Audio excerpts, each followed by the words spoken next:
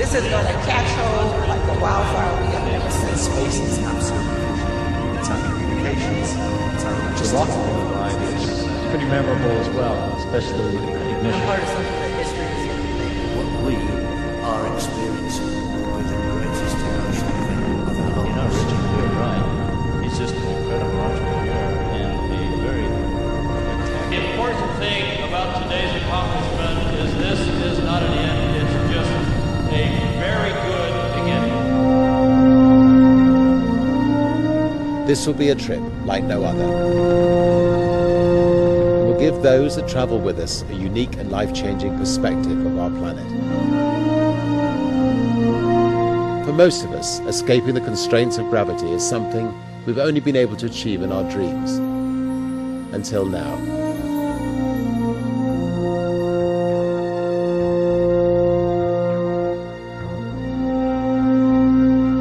Virgin Galactic is now on the final stretch to becoming the world's first commercial space line.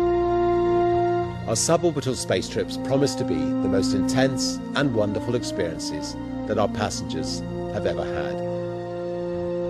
We, and I hope you, will be travelling on a spaceship owned and operated by Virgin Galactic. Our spacecraft have been designed so that each of our passengers will have the room and the freedom to enjoy the amazing sensation of weightlessness. Large panoramic windows will allow you to see clearly the curved Earth over 100 kilometers below and the colours of the fragile atmosphere protecting our vulnerable planet. It will also be at the heart of our ability to offer a breathtaking journey in an environment which will be as safe as we can possibly make it, and of course in the style that Virgin is so rightly recognised for. We had spent many years on a frankly fairly futile search for technology that could be developed into a vehicle which would meet our specifications for safety, environmental impact and commercial viability, and of course the potential for a great customer experience. But Routin's Spaceship One and those flawless history-making X-Prize flights in 2004 suddenly changed all that, and we grabbed the opportunity. We showed that it is feasible for industry to develop and fly manned spacecraft. But the more important thing is that what we did on our program is to develop safety solutions. Spaceship Two has a unique feathering configuration. And what that does, it allows it to re-enter the atmosphere in a carefree fashion. Now what that means is the pilot or a computer doesn't have to perfectly line it up. It can come into the atmosphere at any angle and it'll straighten itself out without the pilot having to fly that or without a computer having to do it. It's just that simple. The beauty of Bert's feathering device on Spaceship Two is that it combines the best features of re-entry using basically the atmosphere of a brake and not having to fly a flight profile with the fact that you can then change the shape of the ship at 50,000 feet back into a normal glider and land on a normal runway as people would do in the shirt sleeves environment of a normal aircraft. We're looking at only a 3-day training schedule for a flight into space. We will have psychologically attuned you to the greatest ride of your life. Well, the day that Bert won the X-Prize was a hugely significant one for us. I remember chatting to Brian Binney, the pilot on that epic flight. He said it was a journey of contrast, describing the enormous forces that pinned him to a seat and the tremendous noise as the spaceship powered out of the atmosphere. Then suddenly, the dramatic and absolute silence of space. The vibrations go away, the shrieking, shrilling noise of that rock motor disappears, and you get this instant calm of weightlessness. Someone's pulled back a stage curtain for your eyes only, this black void that's space. It's a mystery, but you get a sense of its majesty as well. There's this panorama like you've never seen. It's majestic. And separating these two extremes is this thin blue electric ribbon of light. That's the atmosphere. You cannot appreciate the experience just by looking at a magazine cover, just what it is like to take it in with your own eyes. And everything you feel in your body is the same way. It's wow. Since the announcement in 2004, the project has reached and passed many important milestones.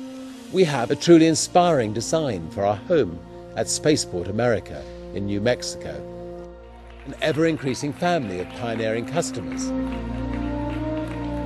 and of course, beautiful new vehicles, now in an extensive test program before they start commercial service.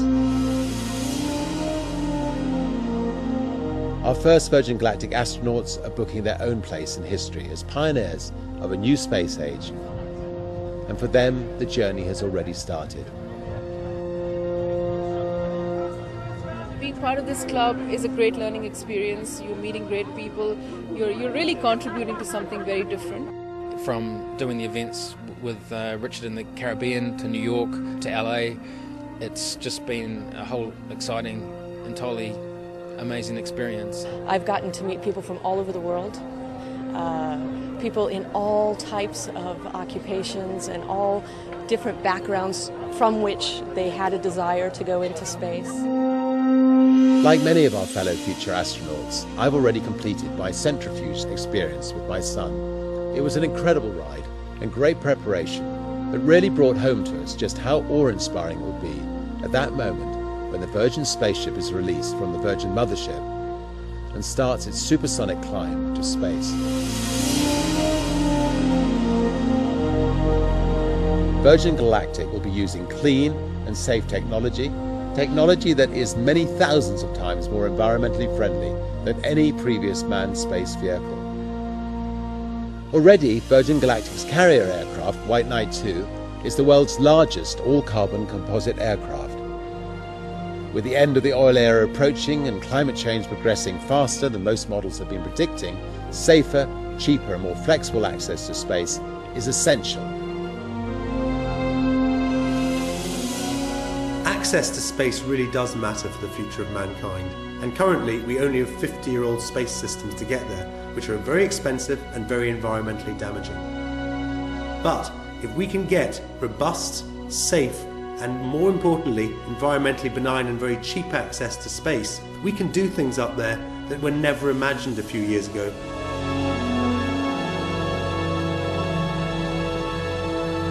Well, I hope you will be as excited and inspired by Virgin Galactic's mission as I am. And see you up there.